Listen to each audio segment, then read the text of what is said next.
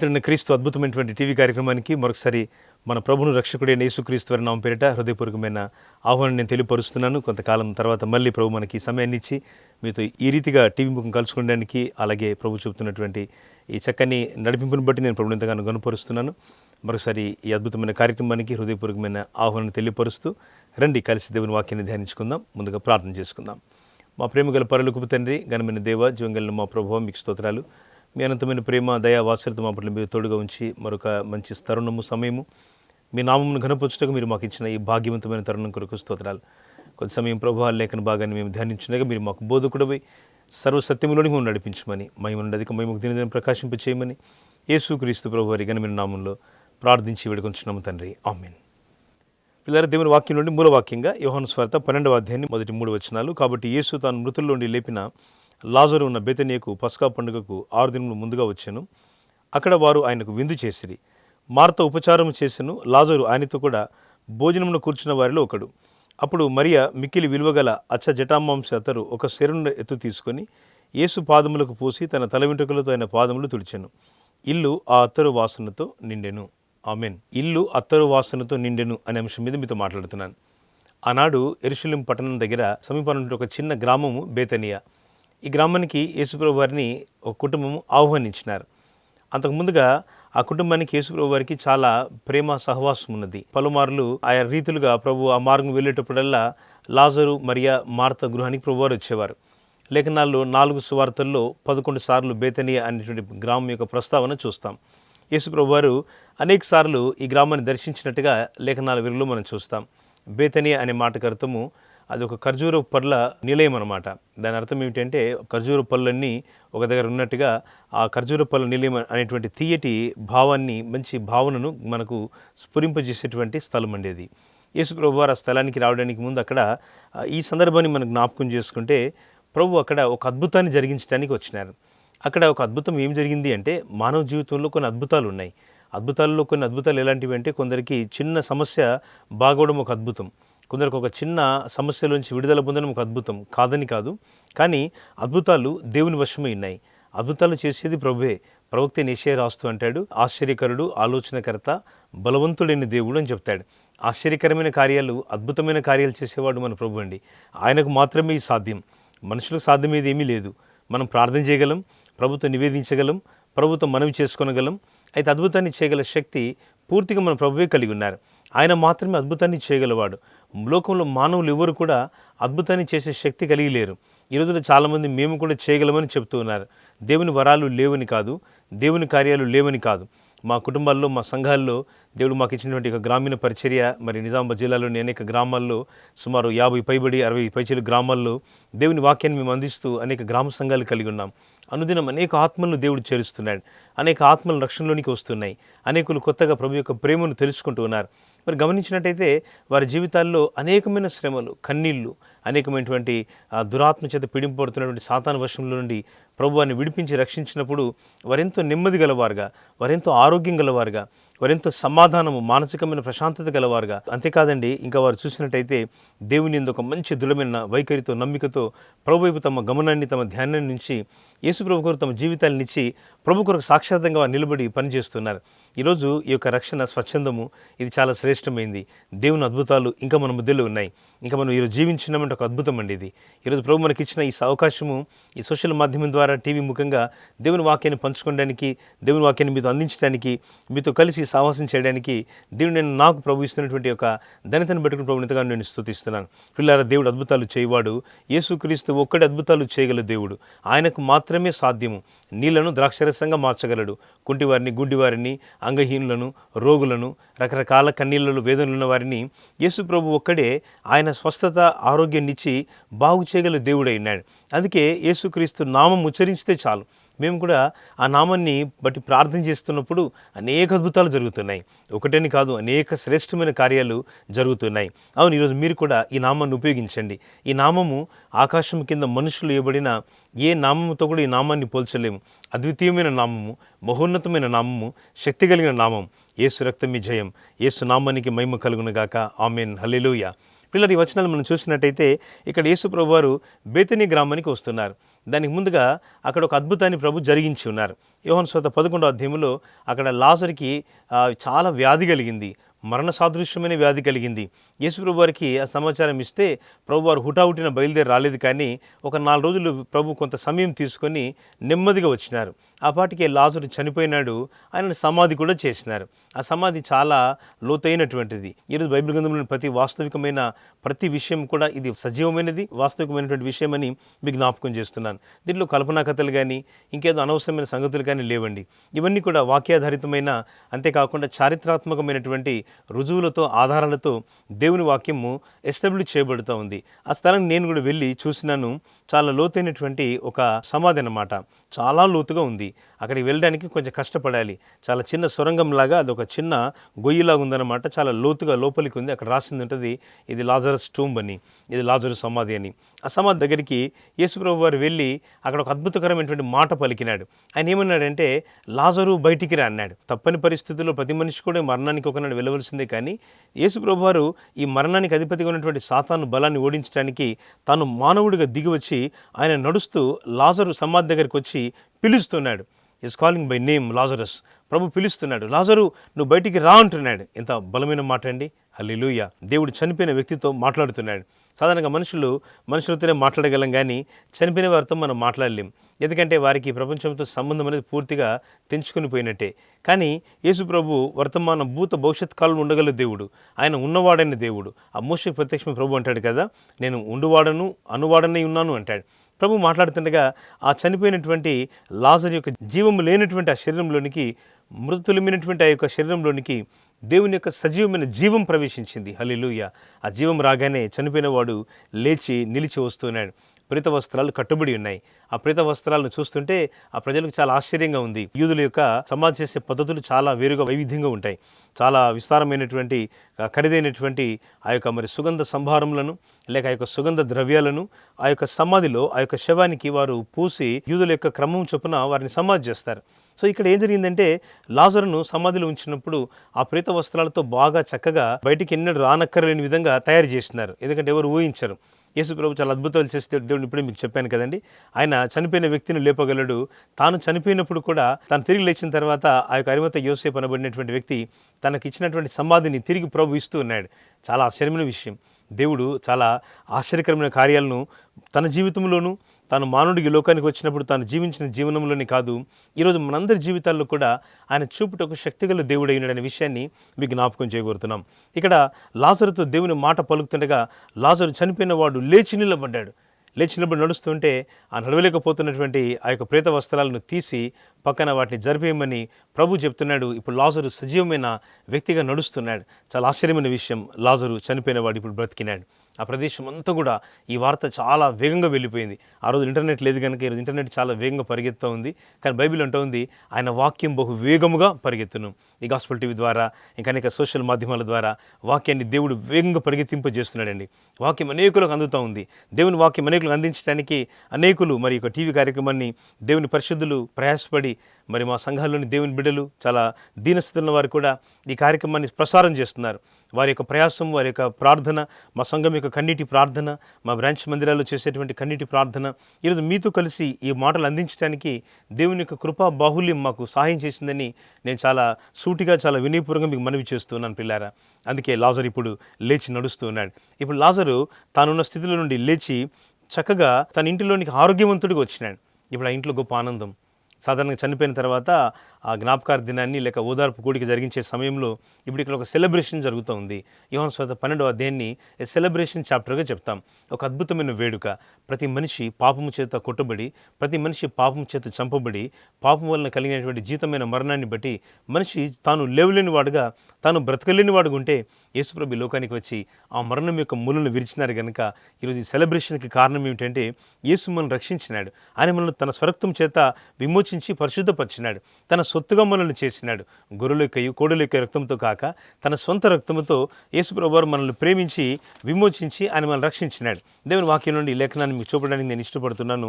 హెబ్రీయులకు రాసిన పత్రిక 10వ అధ్యాయాన్ని మనం చూసినట్టయితే 12వ వచనంలో ఉన్న మాట, ఈయనైతే పాపముల నిమిత్తమై సదాకాలం నిలిచి ఒక బలిని అర్పించి అప్పటి నుండి తన శత్రువులు తన పాదములకు పాదపీఠముగా చేయబడి వరకు కనిపెట్టుచు దేవుని కుడిపార్శ్వమును ఆసీనుడాయను.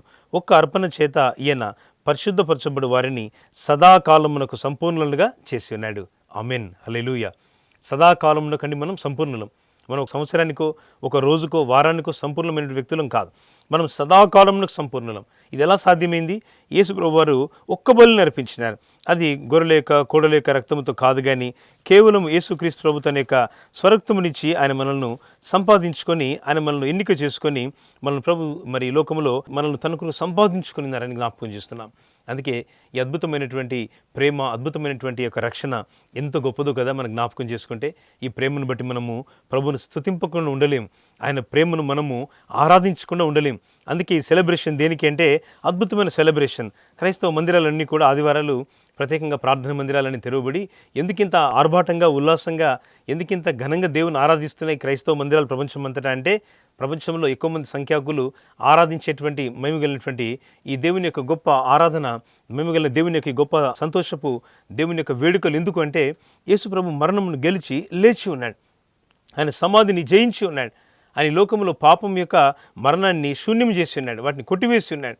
అందుకే సెలబ్రేషన్, అందుకే వేడుక, అందుకే ఆర్భాటం.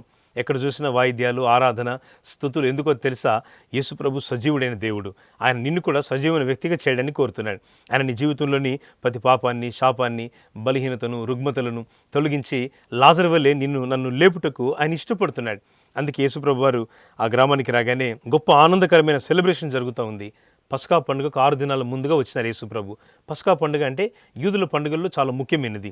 ప్రభు వారిని ఎర్ర సముద్రం యొక్క ప్రమాదము నుండి, ఐగుప్తు దేశం యొక్క బలము నుండి, ఫరో యొక్క బానిసత్వము నుండి ప్రభు వారిని తప్పించి వారిని తన యొక్క కనానులోనికి తన ప్రజలుగా ప్రభు వారిని నడిపించినప్పుడు వారికి ప్రభు చెప్పిన మాట ఏంటంటే, మీరు నేను చేసిన కార్యాలను మర్చిపోకుండా మీరు గొప్ప వేడుక చేయండి అన్నాడు.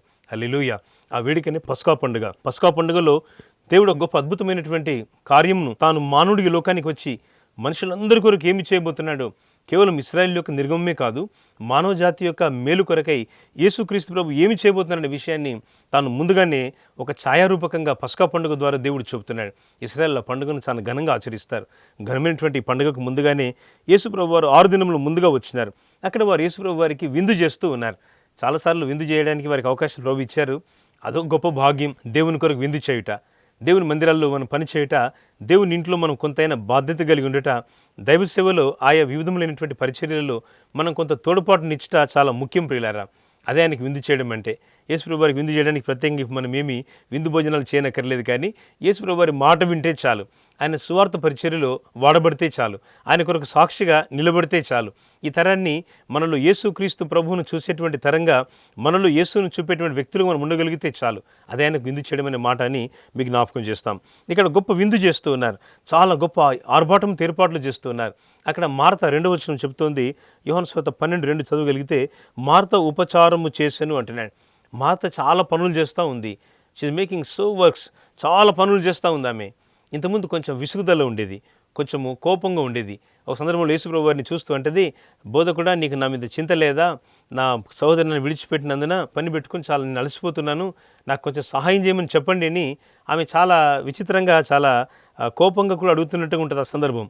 ప్రభు అంటాడు, అమ్మ మార్త, నువ్వు అనేకమైన పనులను బట్టి విచారం కలిగి తొందరపడుతున్నావు, కానీ అవసరమైనది ఒకటే. నీ సహోదరిని మరియా నా పాదాల దగ్గర కూర్చొని వింటూని చూసినావా?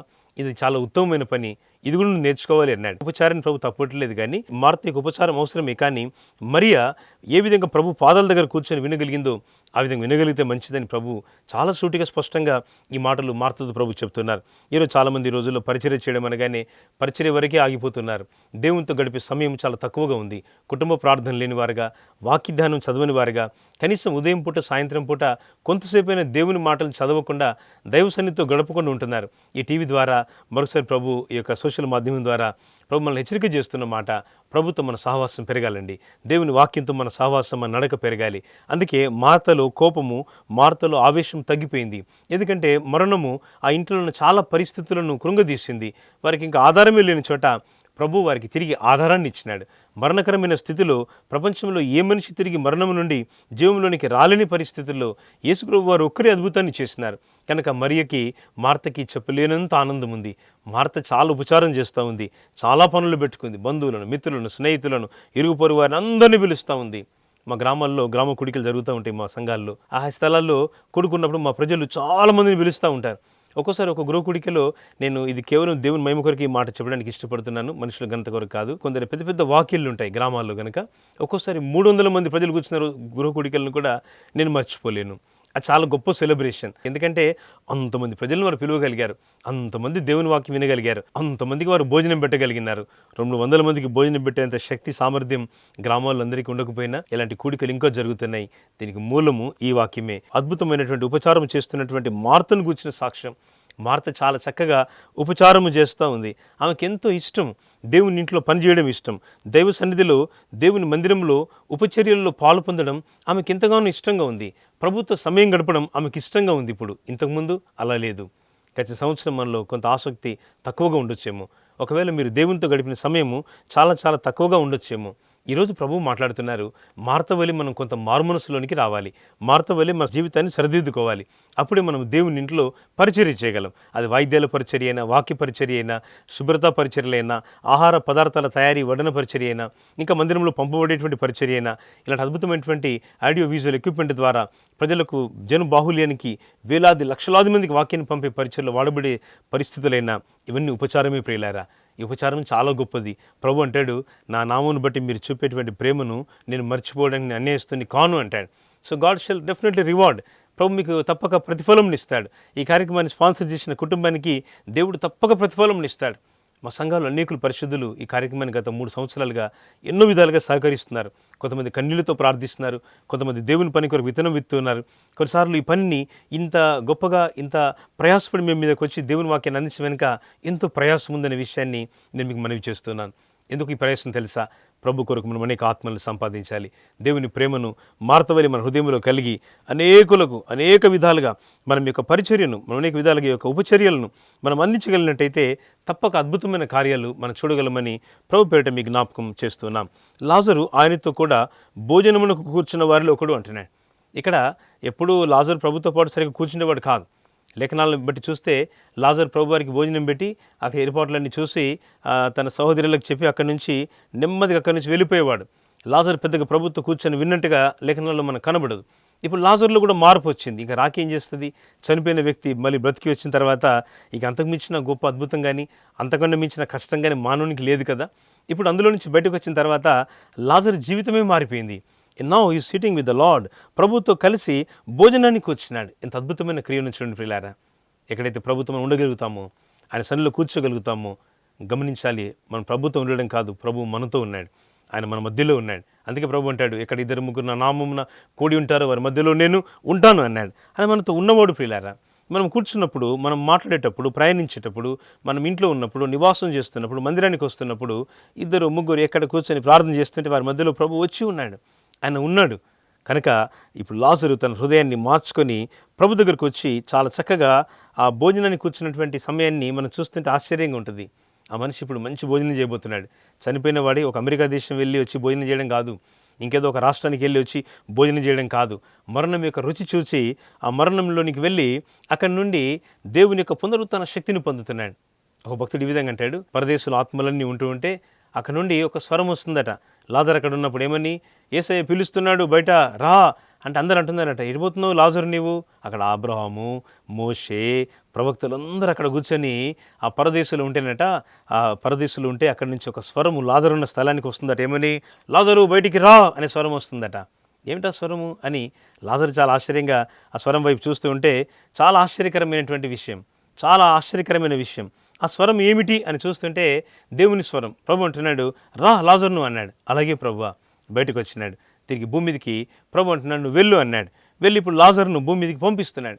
లాజరు ఇప్పుడు భూమి మీదకి వెళ్ళిపోతున్నాడు. అప్పుడు వాళ్ళు అంటున్నారు, ఏమైంది, ఎటు వెళ్తున్నావు లాజరు నీవు అంటే, తండ్రి పిలుస్తున్నాడు, యేసయ్య పిలుస్తున్నాడు, నేను మళ్ళీ వెళ్ళాల్సి ఉంది. ఓహో, నువ్వు మళ్ళీ వెళ్ళిపోతున్నావా భూమి మీదకి? ఆహా, అలాగే అలాగే. ఒకనాడు మళ్ళీ శరీర సంబంధంగా లాజరు చనిపోయినాడు తప్పక. లాజరు ఆయన తిరిగి లేచిన తర్వాత, ప్రభు చేత లేపబడిన తర్వాత మళ్ళీ ఆయన అట్లాగే లేడు కదా. ఒకనాడు మళ్ళీ పరదేశంలోనికి వచ్చినాడు. ఈ ప్రత్యేక సమయాన్ని జ్ఞాపకం చేయబడుతున్న మాట, లాజరు ఆయనతో కూడా భోజనమును కూర్చున్న వారిలో ఒకడు. దైవ సన్నిధిలో ప్రతి ఉదయకాలం, ప్రతి మధ్యాహ్నం, ప్రతి రాత్రి దేవుని సన్నిధిలో మనం కూర్చున్నప్పుడు, ఆయన సన్నిధిలో మనం నివాసం చేస్తున్నప్పుడు, దేవుని ఇంట్లో మనం కొంత ప్రయాసపడి కొంత సమయాన్ని మనం గడుపుతున్నప్పుడు, దేవుని ఇంట్లో మనం చేయాల్సిన బాధ్యత ఏమిటో తెలుసా ప్రియులారా? మనం ఆయనతో కలిసి భోజనాన్ని కూర్చున్న విషయాన్ని మర్చిపోదు. ఆయనతో కలిసి మనం ఉన్నామనే విషయాన్ని మర్చిపోదు. ఇప్పుడు ఒక అద్భుతమైన సంఘటన మీకు చెప్పి నేను ముగింపులోకి వస్తాను. ఇక్కడ మరియా వారి సహోదరి చాలా విలువైనటువంటి ఒక వస్తువు, అచ్చ జటామాంసి అత్తరు, ఒక సేరున్నర ఎత్తు తీసుకుంది. చాలా చాలా కాస్ట్లీ అత్తరు తీసుకుంది ఆమె. చాలా విలువైన అత్తరు తీసుకుంది. ఎన్నడూ తాను తన కొరకు దాచిపెట్టుకున్నటువంటి తన వస్తువుని, ఆ యొక్క అత్తరిని ఎన్నడూ తాను వాడుకోకుండా అత్తరుబుడ్డిని తీసి పూర్తిగా యేసుప్రభు వారి యొక్క పాదములకు పూసి తన తల వెంట్రుకలతో ఆయన పాదములను తుడుస్తూ ఉంది. ఒక అద్భుతమైన ఆరాధన.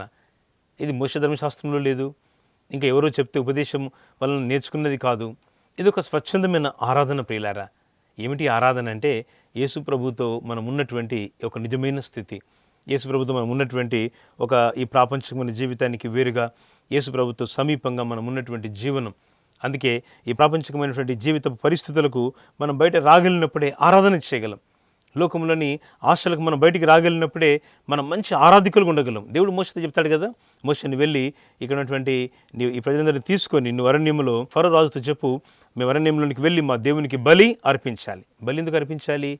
To give the offering of worship. దేవునికి మనం ఆరాధన అర్పించడానికి ఆ అరణ్యంలోనికి మేము ప్రయాణం చేయాలి. అప్పుడు ఫరో అంటాడు కదా, మీరు పురుషులైన వారు మాత్రం మీరు వెళ్ళండి, స్త్రీలు, మీ పశువులు, పిల్లలు అందరిని ఇక్కడే ఉంచండి అంటారు. మోషే చెప్తాడు, ఇక్కడ ఒక డెక్క కూడా మిగిలి ఉండదు. కారణం ఏంటో తెలుసా? ఆరాధనలో అన్నీ ఉండాలి, కుటుంబం ఉండాలి, మన పరిస్థితులు, మనకున్న అన్ని రకాల ఆధిక్యతలు, మనం అన్ని నిండుగా దేవుని సన్నిధికి రావడానికి సంపూర్ణంగా ఇష్టపడాలి. అదే మన ఆరాధన జీవితానికి ఒక అద్భుతమైనటువంటి ఒక ఘనతను తీసుకొస్తుంది, దేవుని మహిమ తీసుకొస్తుంది. మనం దీవెనకరం ఉండగలిగిన విషయాన్ని మీకు మనవి చేస్తున్నాం. అందుకే ఆరాధించడానికి దేవుడు యుద్ధం చేస్తున్నాడు. ఆరాధన తన ప్రజల ద్వారా పొందడానికి దేవుడు ఇష్టపడుతున్నాడు. అందుకే ప్రభు చెప్తున్నాడు 4వ అధ్యాయం యోహాను సువార్త 23-24 వచనాలు చూస్తే, దేవుడు ఆత్మ కనుక ఆయన ఆరాధించేవారు ఆత్మతోను సత్యముతోను తండ్రిని ఆరాధించాలంటున్నాడు. సో ఆరాధించడానికి మనం ఉన్నాం. ఎందుకు మనకి దినాన్ని ఇచ్చినాడంటే, just to give worship unto the lord. ప్రభు సన్నిధిలో మనం కేవలం ఆరాధన చెల్లించడానికి, ఆయన మన పట్ల చేసిన మేలు, ఒకవేళ శ్రమలు ఒకవైపు ఉండొచ్చు, కన్నీళ్ళు ఒకవైపు ఉండొచ్చు, సవాళ్ళు, పరిస్థితులు, ఓటమి, కొన్నిసార్లు లోటుపాట్లు ఏదేదో జీవితంలో ఎదురవుతున్నప్పటికీ కూడా ఒక గొప్ప పునరుత్థాన శక్తితో కూడిన దేవుని మాట, ఒక నూతన బలాన్ని, శక్తిని లాజరును తిరిగి లేపిన దేవుడు ఈ శక్తివంతమైనటువంటి ఉపదేశంతో కూడిన మాట ద్వారా దేవుడిని కుటుంబాన్ని తిరిగి లేపాలని కోరుతున్నాడు. ఒకవేళ పడిపోయిన స్థితిలో ఉంటే, నిరాశగల స్థితిలో ఉంటే, పాపముతో ఒకవేళ రాజీ పడిపోయి దేవునికి దూరంగానే ఉంటే, ఒకసారి ఆయన తట్టును మొరపెట్టగలిగితే, కృపగల దేవుడిని మొర వినుటకు, ఆయన నీతో మాట్లాడుటకు, నేను సరిచేయటకు, నేను బలపరచుటకు ప్రభు యేసు నిలిచి ఉన్నాడు. అందుకే ప్రభు పిలుస్తున్నాడు, ప్రయాసపడి భారం మోసుకొనిచున్న సమస్త జనులారా నా దగ్గర రండి, నేను మీకు విశ్రాంతి కలుగజేస్తాను. ఈ విశ్రాంతి మనుషులు ఇచ్చేది కాదు గనుక, దేవుడు మాత్రమే మానవులందరికీ ఇవ్వగలిగిన ఈ గొప్ప విశ్రాంతి, ఆయన మాత్రం ఇవ్వగలిగినటువంటి నిత్య విశ్రాంతి. ఇప్పుడు ఆ గొప్ప ఆరాధన మరియ యేసుప్రభు వారి యొక్క పాదములకు అత్తరు పోసి తన తల వెంట్రుకలతో ఆయన పాదములు తుడిచాను. యేసుప్రభు వారిని ఆరాధించడంలో ఒక నూతనమైన వైఖరి, ఆయన పాదములను తుడిచాను. She touch the feet of Jesus. యేసుప్రభు వారి యొక్క పాదములను తాకుతూ ఉంది. ఎంత గొప్ప సన్నివేశం అండి. ఒక మనిషి దేవుని పాదాలను, యేసయ్య పాదాలను తాకి ఆరాధించే అనుభవం ఒక ఉన్నతమైన అనుభవం. అంటే మన ఆరాధన జీవితం పెరగాలి, ప్రభుత్వం మన సాక్ష్యం పెరగాలి, ప్రభుత్వం మన నడిచే నడక, మన సమర్పణ, మన ఆధ్యాత్మికత, మన యొక్క వైఖరి దేవుని ఎడల ఎంతగానో ఆయన సమీపంగా ఉండాలని మరి జీవితం ద్వారా మనం నేర్చుకుంటాం. యేసుప్రభు వారి యొక్క పాదములను తుడిచింది, ఇల్లంతా కూడా అత్తరు వాసనతో నిండిపోయింది. ఆ ఇంట్లో ఎటువైపు చూసినా అత్తరు వాసనే. ఆ వీధిలో వెళ్ళేవాళ్ళు, ఏంటి ఇంత సువాసన ఉంది వీళ్ళింట్లో, ఎందుకు కారణం ఏంటి, ఇక్కడ ఏం జరుగుతుంది? వాళ్ళ ఇంట్లో యేసుప్రభు వారు ఉన్నారండి. సాక్షాత్ యేసుప్రభు వారిని ఆ ఇంటి వాళ్ళు, ఆ మరియమ్మ గారు ఆరాధించింది. ప్రభు వారి పాదాలకి అత్తరును పూసింది. ఎంత శ్రేష్టమైన ఆరాధనను గమనించండి పిల్లారా. ఈ ప్రత్యేక సమయాన ఒకవేళ ఆరాధన లేకుండా జీవితం సాగుతుందా? జీవితంలో అనేక సార్లు లోకంలోని పరిస్థితులతో, లోకంలోని పనులతో నీవు జీవిస్తూ దేవుని సన్నిధికి రాలేకపోతూ కొన్నిసార్లు ప్రార్థనను, ఆరాధనను, సహవాసాన్ని నువ్వు నిర్లక్ష్యం చేస్తున్నావు. ప్రభు మాట్లాడుతున్నాడు ఈ పూట, నా తట్టు మొరలుకొని ప్రభు అంటున్నాడు, ఇల్లు అత్తరు వాసనతో నిండిపోయింది. ఎక్కడైతే అత్తరు వాసన ఉందో వాళ్ళందరికీ ఆ సాక్ష్యం వెళ్తూ ఉంది. మన ఇల్లు మరీ ఇంటి వలె ఉండాలి, సాక్షార్థంగా ఉండాలి. ఎక్కడైతే ఈ సువాసన ఉందో, ఎక్కడైతే ఈ గొప్ప అద్భుతమైనటువంటి మహిమగలిగినటువంటి ఈ చక్కని ఈ శ్రేష్టమైనటువంటి సువాసనభరితమైనటువంటి భక్తి భావం ఉందో ఇదందరికీ వ్యాపిస్తుంది. కొలత లేని విధంగా వ్యాపిస్తూ ఉంది. కొలత లేని విధంగా ఈ యొక్క సంతోషాన్ని, ఆనందాన్ని వ్యక్తపరచడానికి దేవుడు ఈ గొప్ప భాగ్యాన్ని మరీకిచ్చినాడు. ఈరోజు ఎంతకాలంలో ఆయన నీకు నాకు ఈ గొప్ప ఘనతను, మహిమను, ఈ గొప్ప సన్నిధి మనకి ఇవ్వడానికి ప్రభు కోరుతున్నారు. ఎవరైనా సరే, ఎప్పుడైనా సరే ఈ పరిస్థితులలో, జీవితంలో అనేక బాధలతో ఒకవేళ మీ జీవితాలు చిదరంగా ఉంటే, మలినమై ఉంటే, కొట్టబడి ఉంటే, అనేకమైన బాధలతో మీ జీవితాలు నిరాశకరంగా ఉంటే ప్రభు యేసు మీతో మాట్లాడుతున్నాడు. ఒక గొప్ప అద్భుతమైనటువంటి, ఒక శ్రేష్టమైనటువంటి, ఉన్నతమైనటువంటి పిలుపుతో ప్రభు పిలుస్తున్నాడు. ఆ పిలుపు ఏమిటంటే సాక్షాత్తు మరియను పిలిచినటువంటి పిలిపే, లాజరును పిలిచిన పిలిపే, మార్తను పిలిచిన పిలిపే. అయితే వారిద్దరు చనిపోలేదు, కానీ అప్పటికి లాజరు ఒక్కడే వ్యాధి చేత పీడింపబడి చనిపోయినాడు. ప్రభు యేసుక్రీస్తు వారు ఆ లాజరును తిరిగి లేపినాడు. ఆనందానికి, సంతోషానికి కారణం ఏమిటంటే చనిపోయిన వ్యక్తి యేసు ప్రభు చేత తిరిగి లేపబడ్డాడు. ప్రభు తిరిగి లేపినాడు. ఈ పునరుత్థాన శక్తి చాలా గొప్పది. చివరిగా ముగించిపోతూ జ్ఞాపకం చేస్తాను. పౌలు భక్తుడు ఫిలిప్పీ సంఘానికి రాస్తూ అంటున్నాడు. ఫిలిప్పీతో రాసిన పత్రిక 3:10-11 వచనాల్లో ఏ విధము చేత నేను మృతుల్లో నుండి నాకు పునరుత్థానం కలగవలనని అని చెబుతూ ఇక్కడ చెప్తున్న మాట, ఆయనను, ఆయన పునరుత్థాన బలమును ఎరుగు నిమిత్తమును అంటున్నాడు. యేసుప్రభు వారి యొక్క పునరుత్థాన బలమును ఎరుగు నిమిత్తం అంటున్నాడు. ఈ పునరుత్థాన బలం ఎంత గొప్పదండి! లాజరును తిరిగి లేపిన ఈ బలం ఎలాంటిదో నేను కూడా తెలుసుకోవాలని, ఈ యొక్క దేవుని యొక్క అద్భుతమైన పునరుత్థాన శక్తిలో నేను కూడా పాలివాడుగా ఉండాలని నా కలిగిన సమస్తమును పెంటతో సమానముగా ఎంచుకొనిచున్నాను అంటున్నాడు. పిల్లరా, నేను జ్ఞాపకం చేసిన మాట ఈ సందేశం ద్వారా ప్రభు కొరకు కొన్ని విషయాలు మనం పెంటగా ఎంచుకోవాలి. కొన్ని విషయాలను మనం పెంటగా అంటే డస్ట్బిన్గా, గొప్ప వాటిని మన ప్రభు కొరకు విడిచిపెట్టాలి. అది ఒకవేళ నీ అంతస్తైనా, నీ అందమైనా, నీకున్నటువంటి ఉద్యోగమైనా, నీకు ఆస్తిపాస్తులను, నీకున్న ఏమైనప్పటికీ కూడా ప్రభు ముందు వాటిని పౌలు వలె పెంటతో సమానంగా ఎంచుకున్నప్పుడే ఈ పునరుత్థాన శక్తిని నీ జీవితంలో పొందగలవు. పునరుత్థుడైన క్రీస్తు నీకు ప్రభువుగా ఉంటాడు. ఈ సర్వోన్నతుడైన క్రీస్తు నీకు అధికారిగా ఉంటాడు, నీకు తండ్రిగా ఉంటాడు, నేను నడిపిస్తాడు. దేవుడి మాటలు మన వినికిడిలో దీవించునుగాక. ఆమేన్. ప్రార్థన. దయగల మా ప్రభువా, ఈ ప్రత్యేక సమయంలో మరి లాజరు జీవితాన్ని మా ముందు ఉంచుతూ, మార్త, లాజరు, మరియ జీవితాలు మా ముందు ఉంచినారు. మార్త తల్లి మరియ ఇద్దరు కూడా వారు వెంబడించటంలో కొన్నిసార్లు బలహీనతలు, కొన్నిసార్లు కోపము, ఆవేశము, మానవ ప్రవృత్తితో వారు నడుస్తున్నప్పటికీ లాజరు జీవితాన్ని చూస్తే ప్రభు లాజరు చనిపోయి ఉన్నాడు. లాజరును సమాధిలో ఉంచినారు. తిరిగి లేవలేని విధంగా ప్రభు సమాధిని మూసి ఉన్నారు. అయితే మీరు మాట సెలవిచ్చారు, లాజరు బయటికి రా అన్నారు. చనిపోయినవాడు ప్రేత వస్త్రాలతో కట్టబడినవాడి బయటికి నడుస్తున్నాడు. ఎంత ఆశ్చర్యం ప్రభువా! మీరే ఈ లోకంలో ప్రతి మానవుని జీవితంలో కూడా ఈ కార్యం చేయగలరు. మీకే సాధ్యము, మీకే సాధ్యం, మీకే సాధ్యం. కృపగల తండ్రి, ఈ ప్రత్యేక సమయాన్ని వ్యాధి బాధలతో, కన్నీళ్లతో, శ్రమలతో, మానసికమైన, శారీరకమైన అస్వస్థతతో ప్రభువా నీ ప్రజలు ఎక్కడ కృంగి ఉన్నారో ప్రభు, ఎక్కడైతే ప్రభు వారు కృషించున్నారో మీరే తల్లి దర్శించి వాక్యం ఇచ్చిన ప్రతి వారిపైన, దేవ యొక్క టీవీ ప్రేక్షకులపైన, అలాగే ప్రభు సోషల్ మాధ్యమం ద్వారా అనేకులు వాక్యం వింటున్న వారందరిపైన తల్లి మీ కృప చూపండి. మీ కృప బాహుల్యాన్ని చాపి ప్రతి వ్యాధిగల దేహాన్ని ముట్టండి. బలహీనులకు స్వస్థ ఆరోగ్యాన్ని ఇవ్వండి. టీవీ కార్యక్రమాన్ని గత 2 సంవత్సరాలుగా ప్రభు ఈ 3వ సంవత్సరం ప్రసారం చేయడానికి సహకరించిన ప్రతి కుటుంబాన్ని మీరు దీవించండి. ముందు దినాల్లో ప్రభు ఇంకా విస్తారంగా ఈ టీవీ మాధ్యమం ద్వారా, ఇంకా అనేకులకు నేను సోషల్ మాధ్యమం ద్వారా మీ వాక్యాన్ని అనుదినం పంచినట్లుగా దేవ కార్యం చేయండి. ఈ కార్యక్రమాన్ని స్పాన్సర్ చేసిన కుటుంబాన్ని నిండారులుగా మీరు దీవించి ఆశీర్వదించండి. సర్వోన్నతుడైన క్రీస్తు కార్యక్రమాన్ని, అలాగే తన జూడాచరి సంపూర్ణ స్వార్థ మా సంఘములను, పరిచర్యలను దీవించండి. మా దేశాన్ని, మా రాష్ట్రాన్ని, తన దేశమంతటికి మీరు రక్షణ దయచేయండి. మరోసారి ప్రభు గాస్పుల్ టీవీ యాజమాన్యాన్ని, సిబ్బందిని మీరు దీవించండి. మీ సంతోష ఆనందాలతో మీరు నింపండి. యేసు ప్రభు నామములో ప్రార్థించి వేడుకొంచున్నాము తండ్రి. ఆమేన్. తండ్రి దేవుని ప్రేమయు, ప్రభు యేసు క్రీస్తు వారి కృపయు, పరిశుద్ధాత్మని అన్యోన్య సహవాసము సదా మనందరికీ తోడైండునుగాక. ఆమేన్. God bless you. దేవుని స్తోత్రం. మీతో ఈ కార్యక్రమాన్ని పంచుకోవడం చాలా సంతోషంగా ఉంది. మరి ఈ కార్యక్రమాన్ని స్పాన్సర్ చేసిన కుటుంబానికి ప్రత్యేకమైన మా కృతజ్ఞతలు. దేవుడు మిమ్మల్ని నిండారులుగా దీవించునుగాక. ఆమేన్.